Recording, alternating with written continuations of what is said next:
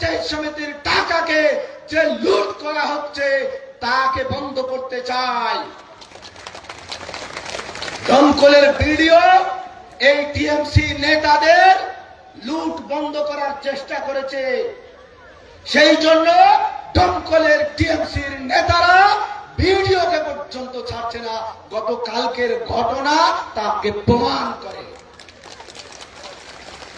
দমকলের পঞ্চায়েত সমিতির টাকা কি আপনাদের টাকা নয়? দমকলের পৌরসভার টাকা কি আপনাদের টাকা নয়?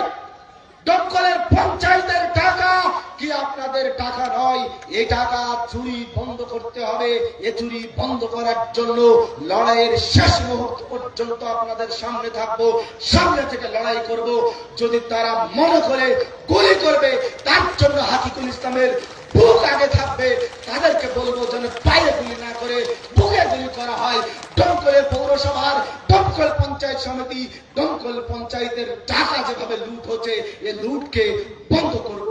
পরিশেষে বলবো, এখানে যারা বিরোধী দল আছে টিএমসি বাদ দিয়ে তাদের সকলকে আহ্বান করব, দমকলের পৌরসভার যে দুর্নীতি তাকে বন্ধ করতে হবে। দমকল পঞ্চায়েতের টাকা লুট করা বন্ধ করতে হবে। পঞ্চায়েতের লুট বন্ধ না করতে পারলে মানুষের অধিকার দেওয়া সম্ভব নয়। আজকে এই লুট বন্ধ করার আহ্বান জানিয়ে আমি আমার বক্তব্য শেষ করছি।